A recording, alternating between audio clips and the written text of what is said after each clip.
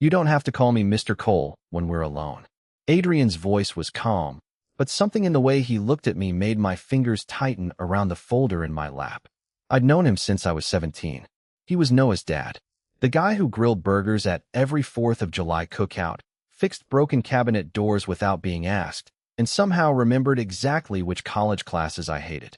But sitting across from him in his office that morning, I didn't see my best friend's father. I saw Adrian Cole, and that felt like a problem. Okay, I managed. Adrian. His mouth lifted slightly, like hearing his name from me meant more than it should have. Then he glanced back at my portfolio. These are good, Ethan. I let out a nervous laugh. You don't have to hire me because Noah asked. I'm not. That answer came fast. Adrian leaned back in his chair, sleeves rolled to his forearms, reading glasses resting low on his nose. He looked unfairly put together for someone interviewing a guy who had eaten cereal for dinner 3 nights in a row. Noah told me you needed work. He didn't tell me you could actually do the job. My chest loosened a little. Since graduating, every conversation about my future had felt like an interrogation. What was my plan? Where was I applying? Why was I still doing freelance logo work from a tiny apartment with a broken air conditioner? Adrian didn't ask any of that. He just studied my designs like they mattered. The project's a lake house renovation, he continued. About 90 miles outside the city. I need help with layouts, materials, client notes, whatever catches fire that day. That sounds reassuring. He smiled. A real one this time. You'll survive. I should have been focused on the job, the pay, the chance to build my portfolio. Instead, I noticed the faint silver at his temples and the way he tapped one finger against my sketch before speaking. You see things other people miss, he murmured. My stomach did something embarrassing. That's usually called overthinking. Maybe. His eyes met mine. Sometimes it's useful. For a second, neither of us moved. The office suddenly felt too quiet. Then Adrian cleared his throat and slid a contract across the desk. 10 weeks. Monday through Friday. We leave early, come back most weekends. You'll have your own room at the property. My hand paused above the paper. We're staying there? Driving 3 hours every day would be miserable. Right. Practical. Completely normal. Nothing strange about spending an entire summer alone at a half-finished lake house with my best friend's divorced father. I signed before my brain could list all the reasons this might be a terrible idea. Adrian stood and offered his hand. His grip was warm and steady. Professional. It should have ended there. But when I started to pull away, his thumb shifted against my knuckles, barely there, and his gaze dropped to our hands. It lasted 1 second. Maybe less. Monday, he said quietly. 6 a.m.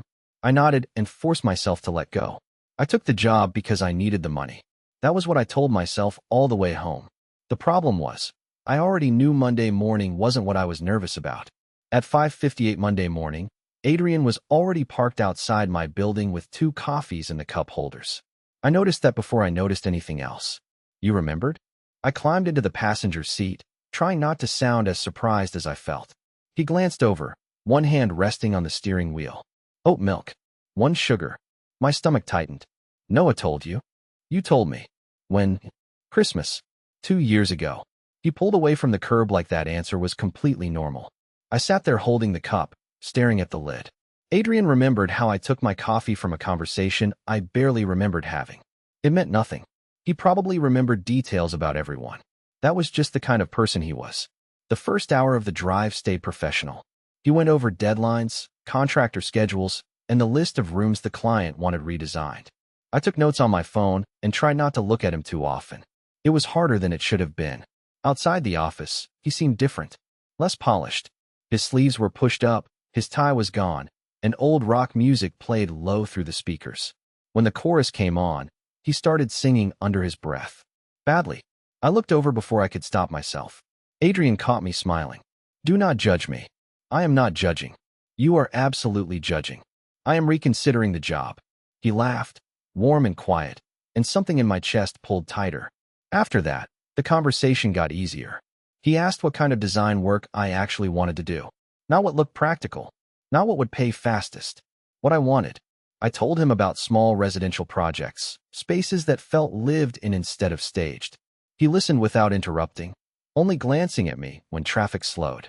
You talk differently when you care about something. I looked down at my coffee. Differently how? More certain. The answer landed harder than it should have. I turned toward the window before he could see that. Around 7:30, the lack of sleep caught up with me. I told myself I would close my eyes for 5 minutes. When I woke up, sunlight was flashing through the trees, and something heavy was draped over my chest. Adrian's jacket. I sat up too fast. How long was I asleep? About 40 minutes.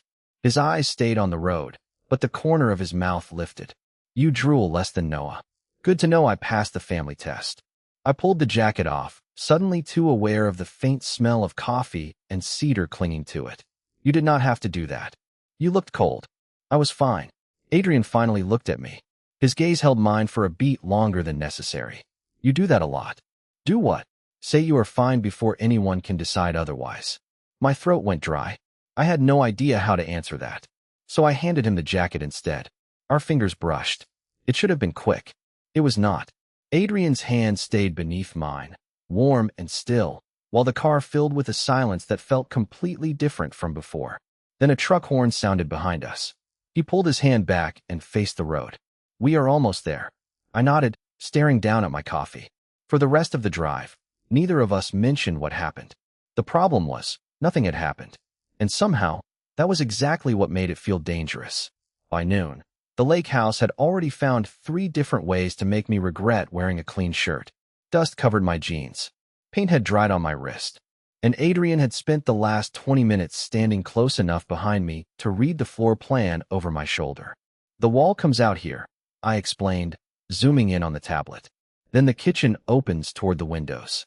You sure? His voice came from just behind my ear. My pulse kicked hard. Mostly. That is not the confidence you had in the car. I turned too quickly and nearly walked straight into him. Adrian caught my elbow before I lost my balance. His hand stayed there. Firm. Warm. Neither of us spoke for a second. Then one of the contractors walked through the doorway carrying a toolbox. Careful, Ethan, Marcus called out. Boss has been watching you all morning. He might start charging extra for rescue work. I laughed because that was easier than reacting honestly. He is just making sure I do not destroy the house. Adrian released my arm, but his expression did not change. The house is replaceable. Marcus raised his eyebrows. I stopped breathing. Adrian seemed to realize how that sounded a second too late. He turned back toward the wall and cleared his throat. The tablet is not.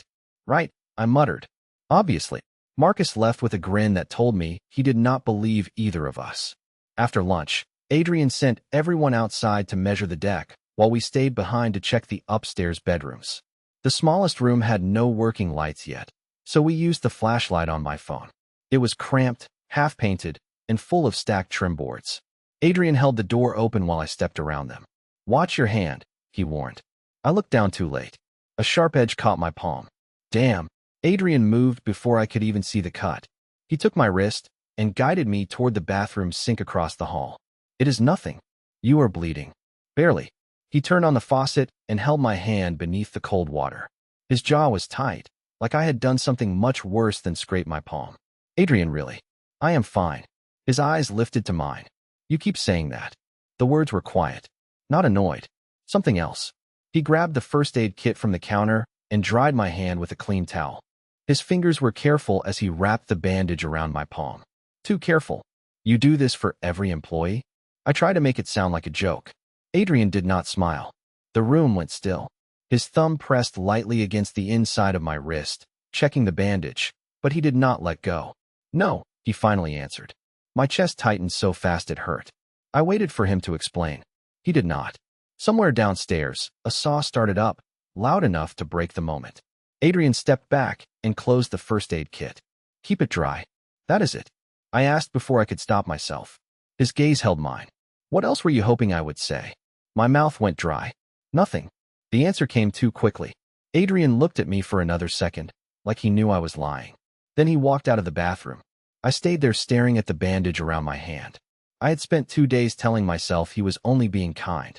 But kindness did not usually look at you like that. And it definitely did not leave you wishing he had not let go. The rain started just after 6, hard enough to send the contractors home early and turn the dirt driveway into mud. Adrian stood by the kitchen window, watching the water hit the unfinished deck. We are not driving back in this. I looked up from the material samples spread across the counter. So we are stuck here? For a few hours. His eyes moved to mine. Unless spending one evening with me sounds unbearable, I think I can survive. That is a very convincing answer. The corner of his mouth lifted, and my stomach tightened like it had been waiting all day for that exact look. We found pasta in the temporary pantry and a bottle of sauce Adrian claimed had not expired. I handled the stove while he cut vegetables beside me, close enough that our elbows kept bumping. Neither of us moved farther apart. Noah told me you used to burn grilled cheese, Adrian murmured. Noah lies when he feels threatened. By your cooking? By my natural talent. Adrian laughed under his breath. It felt different in the empty house. Softer. More private. We ate at the kitchen island under a single work light while rain hammered the windows. Without the crew around, there was nothing to hide behind. No measurements. No schedules. Just the two of us and too much silence between questions. Adrian asked what I wanted after the summer. I gave him my usual answer about applying everywhere and figuring it out. He watched me for a moment. That is not what you want. You seem pretty sure. You talk faster when you are avoiding something. My fork stopped halfway to my mouth. You notice a lot. About you. His gaze held mine. Yeah. The room went quiet. My heart started pounding so hard I was sure he could hear it over the rain. I looked down at my bandaged hand. You do not have to worry about me, you know. Adrian leaned back slightly, but his eyes stayed on my face. I know. Then why do you? That was the question. Too direct. Too late to take back. His jaw tightened. For a second, I thought he would change the subject. Instead, he stood and came around the island. He stopped in front of me, close enough that I had to tilt my head to look at him. Ethan. My name sounded like a warning. Or maybe a confession he was trying not to make. What? My voice came out quieter than I wanted. His hand lifted, slow and careful, and brushed a streak of dried paint from my cheek. His fingers lingered near my jaw. I stopped breathing. Adrian looked at my mouth, then back at my eyes. The distance between us felt impossibly small. I could have leaned forward. I think he knew that. I think he was waiting to see if I would. Then headlights swept across the kitchen wall. A truck pulled into the driveway. Adrian stepped back so fast the moment broke apart. Marcus knocked on the front door a second later, calling that he had forgotten his toolbox. I stared at Adrian while he went to let him in. He did not look at me again. But when I touched the place on my cheek where his fingers had been, my hand was shaking. Noah showed up Saturday afternoon without warning, carrying a 12-pack and enough energy to change the entire mood of the house. There he is, he called when he spotted me near the kitchen. Summer Employee of the Month. I forced a laugh and wiped my hands on my jeans. Adrian was across the room reviewing invoices, but I felt his attention shift toward us. You could have texted, he told Noah, and ruined the surprise? Noah dropped the beer on the counter. You two look exhausted. I am taking you out. An hour later, we were sitting at a crowded bar near the lake, squeezed into a booth while Noah told stories from work. Adrian sat across from me. He barely looked my way. That should have made things easier. It did not. Around Noah, he was different. More careful. Every answer was shorter. Every glance ended before it could mean anything. At one point, Noah bumped my shoulder and grinned. So, how bad is he as a boss? Terrible, I answered. Very controlling. Keeps forcing coffee on me. Adrian's eyes lifted for half a second. You drink it. Under protest. Noah laughed. You two sound married already. My stomach dropped. Adrian reached for his glass without reacting, but his knuckles tightened around it. Do not make it weird, he muttered. The words were casual. Too casual. I looked away before Noah could notice my face. A woman from the next table came over a few minutes later. She knew Adrian from a previous project and clearly liked him. She touched his shoulder when she laughed, leaned closer than necessary. Adrian was polite, relaxed, completely normal. I hated how much I noticed. Dad needs to date again, Noah whispered beside me. Seriously, he has been alone forever. I stared at the label on my bottle. Maybe he likes being alone. Nobody likes being alone that much. Noah glanced toward Adrian, then back at me. You have spent more time with him lately than I have. Has he mentioned anyone? My throat tightened. No, the lie came out too quickly. Noah studied me for a second, and panic moved through my chest. Then he shrugged. Figures. Across the table, Adrian looked at me. Not at the woman beside him. At me. His gaze stayed there, steady and unreadable, until I was the one who broke it. The drive back was worse. Noah fell asleep in the back seat almost immediately, leaving the car quiet except for the radio. Adrian kept both hands on the wheel.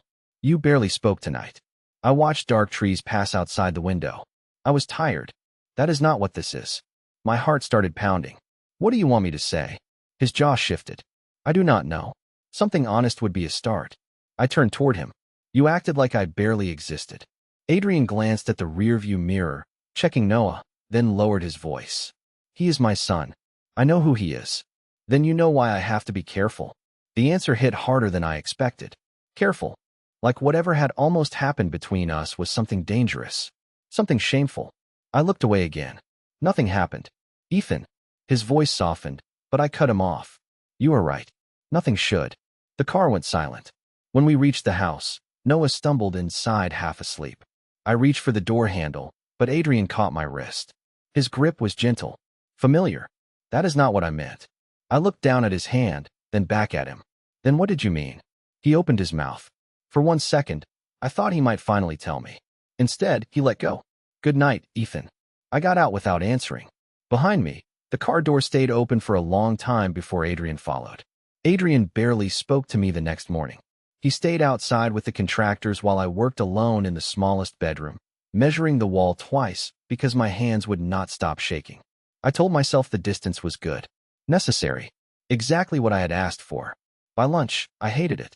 I was carrying paint samples downstairs when Adrian stepped into the hallway and blocked my path. We need to talk. I kept my eyes on the samples. About the trim? Ethan. There was something rough in his voice that made me look up. He looked tired. Not physically. Like he had spent the entire night arguing with himself and lost. Noah left early, he continued. It is just us. My chest tightened. That is usually when things get complicated. Adrian took the samples from my hands and set them on the floor. Then he stepped closer. Not enough to touch me. Enough that I noticed. You think I pulled away because I was embarrassed. Were you not? His expression changed immediately. No, then why did you act like I was some random kid working for you? His jaw tightened. Because Noah was sitting 3 feet away. That is not an answer. It is the only answer that matters. I laughed once, but there was nothing funny in it. Right?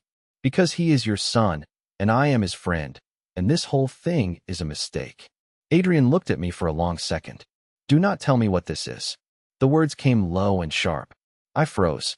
He exhaled, dragged a hand over his face, then looked back at me. I have been trying to go back to normal since the first morning you got into my truck. My pulse jumped.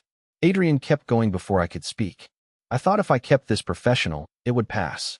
Then you fell asleep beside me. You started leaving your sketches all over the house. You laughed at my music. You looked at me like, he stopped. The room went quiet. Like what? My voice barely worked. His eyes held mine. Like I was not just somebody's father. I forgot how to breathe. Adrian stepped closer again. And the worst part is, I did not want you to stop. Every excuse I had been holding on to disappeared at once. Then last night, I swallowed. When you held my wrist, I did not want to let go. The answer came without hesitation. My heart started pounding so hard it hurt. Adrian looked almost angry with himself now. That is the truth you wanted. I stared at him. So it was real? Yes. One word. Quiet. Certain. It felt real to me. For a second, neither of us moved. The hallway seemed too narrow, the air too warm. Adrian's hand lifted like he was going to touch my face, then stopped halfway. His fingers curled back toward his palm. But feeling something does not make it simple. I never said it was simple. You are 24. I am your best friend's father. I signed your paychecks. And I am still standing here. That made him close his eyes for half a second. When he opened them, the control in his face was thinner. That is exactly what scares me. His phone rang from the room behind him. He did not look away from me. Neither did I. The call kept ringing until it stopped. Then Adrian whispered, I do not know how to go back to normal with you. My chest tightened. Maybe we are not supposed to. This time, when the silence settled between us, neither of us pretended it meant nothing. For the next 3 days, Adrian made sure we were never alone. He brought Marcus into every meeting, sent me measurements by text instead of walking upstairs, and arranged for another contractor to drive me back to the city on Wednesday night. He called it scheduling. I called it regret. I try not to take it personally. That lasted until I saw him laughing with a woman beside her car Thursday afternoon. She was the client's project manager, polished and confident, with one hand resting lightly on Adrian's arm while they talked. He looked relaxed. Normal. like the conversation in the hallway had never happened. I turned away before either of them noticed me. By dinner, I had convinced myself I understood. Adrian had admitted the attraction because I pushed him. Then he had gone home, thought about Noah, the age difference, the job, and realized how bad it looked. I was not someone he wanted. I was a problem he needed to manage. So I opened my laptop and started writing an email. I kept it professional. Thank you for the opportunity. I have learned a lot. I believe it would be best if I finished the current design package and stepped away when the project ends. I read it 6 times before hitting save. I did not send it. I was not ready to make the humiliation official. The next morning, Adrian found me alone on the back deck reviewing tile samples. You left without me Wednesday. I kept my eyes on the catalog. You arranged the ride. I thought space might help. Did it?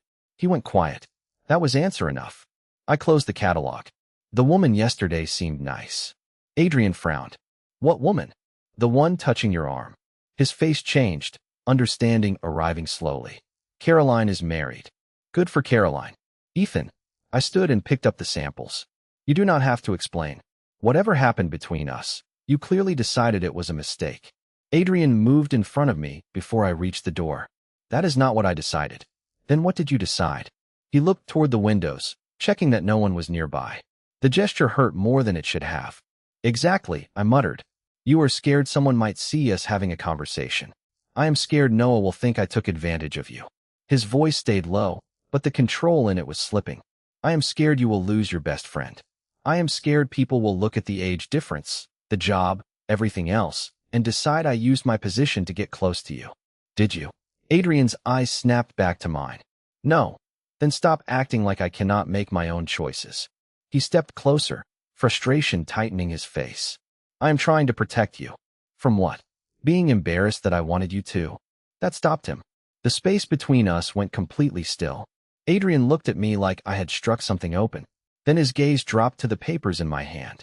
My resignation email was printed beneath the samples. I had forgotten it was there. He pulled the page free and read the first line. His face went pale. You were going to leave? The project is almost done. That is not what I asked. His fingers tightened around the paper. For the first time, Adrian did not look careful or controlled. He looked hurt. Were you really going to disappear without telling me? I swallowed. I thought that was what you wanted. He stared at me for a long moment, then tore the page cleanly in half. You were wrong. Adrian let the torn pieces fall onto the table between us. You were wrong, he repeated. I stared at him, pulse hammering in my throat. Then tell me what you want. He looked away for half a second, toward the windows, toward the crew moving inside the house. Then back at me. You. The word came out quiet, almost frustrated. My breath caught. Adrian stepped closer, but stopped before touching me. That is the problem. No. The problem is you keep deciding everything for both of us. His jaw tightened. I am trying not to ruin your life. You are not that powerful. That almost made him smile. Almost. I moved closer until there was barely a foot between us. I am 24. I know who you are. I know you are Noah's father. I know you hired me. I know this is complicated. Complicated is putting it lightly. Fine. It is a mess. I held his gaze. But it is still my mess too. Adrian went still. His hands rested at his sides, fingers flexing like he did not trust them. You think I have not imagined what happens if Noah finds out? I continued. I have. I think about it every time you look at me. Every time you pull away like I did something wrong. You did nothing wrong. Then stop making me feel like I did. The words landed harder than I meant them to. Adrian's face changed. The frustration disappeared, leaving something tired and honest. I am not ashamed of you. It feels like you are. I am ashamed that I want something that could cost you so much. I swallowed. What do you want? He did not answer right away. His eyes moved over my face, searching for a safe way out. There was not one. I want the drives, he finally murmured. The coffee. Your sketches all over the kitchen. I want you arguing with me about paint colors you know I hate. My chest tightened. Adrian, I want to stop checking every room to see if you are in it. His voice dropped. And I want to stop pretending I did not almost kiss you the other night. The air left my lungs. Neither of us moved. Then I reached for his hand. Adrian looked down as my fingers wrapped around his. He did not pull away. His grip tightened slowly, carefully, like even this needed permission. I almost kissed you too, I whispered. His eyes lifted to mine. Ethan, If we do this, I cannot treat it like some secret summer mistake. Then do not. Noah might hate me. He might hate both of us. That is not funny. I am not joking. The silence stretched. Adrian's thumb moved once across my knuckles. I do not know how to do this without hurting someone. Neither do I. I stepped closer. But avoiding me is already hurting someone. That broke something in him. His free hand came up and rested against my cheek, warm and unsteady. He gave me one last chance to move. I did not. The kiss was brief. Careful. More question than answer. When we pulled apart, his forehead rested against mine. For 1 second, neither of us breathed. Then tires crunched over the gravel outside. Adrian's eyes opened. I turned toward the driveway. Noah's car stopped beside the house. And before either of us could step apart, the front door opened. Noah stopped just inside the doorway. His eyes moved from Adrian's hand on my face to the space between us, then down to our joined hands. Nobody spoke. The house felt painfully quiet. Adrian stepped back first, but he did not let go of me. That mattered. What is going on? Noah's voice was flat. I opened my mouth, but Adrian moved slightly in front of me. This is on me. No, I tightened my grip on his hand. It is on both of us. Noah stared at me like he did not recognize me. Both of you. The words came out sharper this time. How long? Nothing happened until today, I answered. But the feelings have been there. He laughed once, stunned and angry. You have been lying to me all summer. We were lying to ourselves too, I said. That does not make it better. He was right. Adrian took a slow breath. I should have told you the moment I realized this was not passing. You should not have let it happen. Adrian's face tightened, but he did not argue. I stepped forward. He did not make this happen, Noah. He is your boss. Not after the project ends. And he is my dad. I know. My voice shook, but I kept going. That is why we were scared. Noah looked between us, anger giving way to something more hurt than furious. Were you ever going to tell me? Adrian answered before I could. Yes. Before we started anything real. Noah glanced at our hands. Looks pretty real. Adrian looked down too. For a second, I thought he might let go. He did not. It is, he admitted. Noah stayed quiet for a long time. Then he rubbed both hands over his face. I cannot deal with this right now. You do not have to, I told him. But I am not going to pretend it means nothing. His eyes met mine. Are you sure about this? I looked at Adrian. He looked terrified, not of Noah, but of my answer. I am sure I want the chance to find out. Noah nodded once, barely. I need time. Take it, Adrian said. But do not blame Ethan for my choices.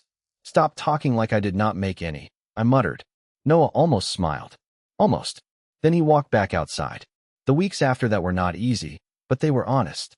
Noah kept his distance at first. Adrian and I finished the project without hiding, but without rushing either. No secret meetings. No pretending we were already some perfect couple. Just dinner after work.